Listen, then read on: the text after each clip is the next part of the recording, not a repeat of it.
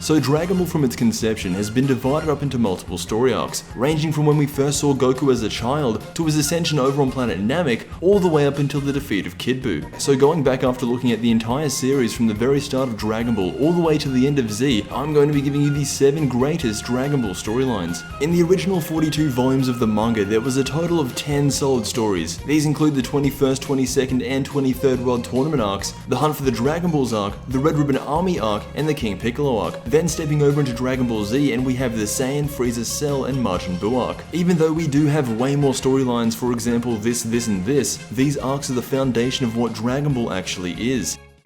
Taking out number 7, we have the story of the Red Ribbon Army. This includes all content that has happened directly after the 21st World Tournament, up until Goku calls in Shenron to revive Upa's father. The basic outline of this story is that Goku, while seeking his grandfather's 4-starred ball, runs into the Red Ribbon Army, who are also searching for the Dragon Balls. It becomes quite clear that no one in the army can match Goku's speed, strength, and durability, so much to the point where the leader of the Red Ribbon Army calls in a mercenary known as Tao. Just as Goku finds the 4-starred ball, Tao comes into the scene only to straight up murder Bora in front of Goku, and if it wasn't for this moment, this story arc would not be anywhere near as meaningful, for me at least. This was Goku's first time experiencing the death of another person, and while Goku did meet his deceased grandfather in this arc, for me the highlight of the story was Goku vs Tao.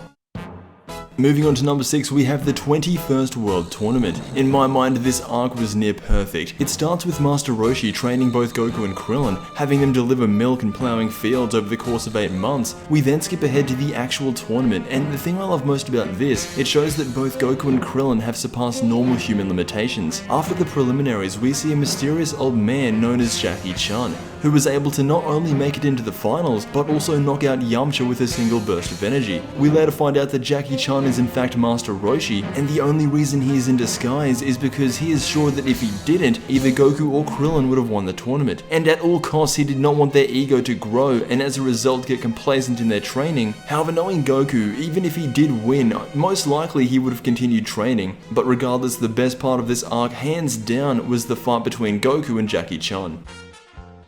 Coming in at number 5, we have the very first Dragon Ball Z arc. The Saiyan saga introduced a ton of new concepts, including Goku actually being a Saiyan, an image of the other world, King Kai, the Spirit Bomb, Kaioken, and even other members of the Saiyan race. We all know the basic story of Dragon Ball Z, and this arc is the foundation on which all other stories rely on. The main thing I love about this arc in the anime version specifically is that it actually showcased Gohan transitioning from a child into a warrior. Of course, it wouldn't be until much later when we see Gohan unlocking his true potential. Either way, the highlight of this arc easily was the fight between Goku and Vegeta, although I will say, Goku and Piccolo vs Raditz is a close second.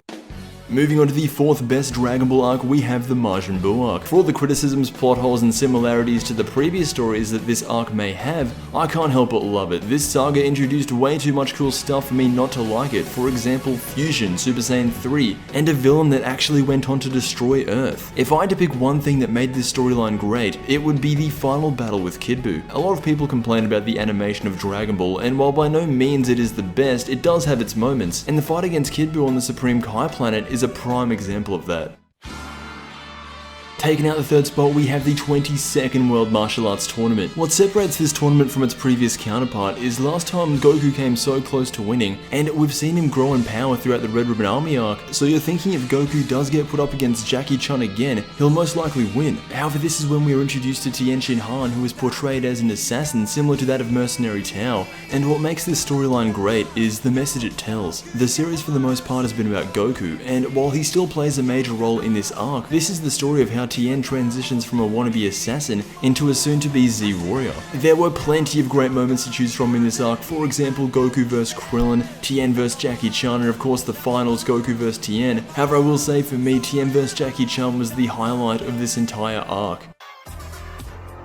Taking out the silver medal, we have the Cell arc. This includes everything from when Frieza comes back to life in his robot form, to when future Trunks returns to his own timeline. This is basically the saga of the Super Saiyan. We see 3 brand new Super Saiyans in Vegeta, Trunks, and Gohan, along with the ascended forms of the Super Saiyan state, and then at the end we get the true ascended state of the Super Saiyan, that of course being Gohan. This arc has a lot of great moments, but it's not really a contest when you have to compete with Super Saiyan 2 Gohan's transformation. That is easily the highlight of this story, and arguably the entire franchise. In total, there are 10 Dragon Ball storylines. This list only covers 7, but just for the sake of going all the way, here's how I would rank each Dragon Ball storyline. At number 10 we would have the Hunt for the Dragon Balls arc. At number 9 I would choose King Piccolo. Number 8 would be the 23rd World Martial Arts Tournament. Number 7 we had the Red Ribbon Army. Number 6 was the 21st World Martial Arts Tournament. At number 5 we had the Saiyan arc. The Majin Buu arc took the 4th spot. Taking out the bronze we had the 22nd World Martial Arts Tournament. At number 2 we had the Cell arc, and now finally at number 1, none other than Frieza himself. Following the end of the Saiyan arc, Gohan, Krillin and Bulma set out for Namek in hopes of reviving all those who were lost in battle against the Saiyans. It isn't until the villain from the previous arc, Vegeta, shows up, introducing us to the tyrant Frieza, and honestly everything prior to the Frieza arc feels like a lead up to it. And I'm not sure if it's just nostalgia saying this, but if the series ended with Goku taking out Frieza and dying along with the planet, Dragon Ball would have been, in my mind, a near perfect story. This arc had plenty of great moments. Vegeta got major character development, Gohan was less annoying, but let's be honest, without a doubt the highlight of this arc is seeing Goku transform into a Super Saiyan. However, I will say at around the end of the fight between Goku and Frieza, Goku is winning and tells Frieza to quit, and I'm not gonna lie, for me that's a close second. Anyway, this has been the 7 greatest Dragon Ball story arcs. Let me know how you would rank them down below, and as always, I will see you in the next Dragon Ball Z video.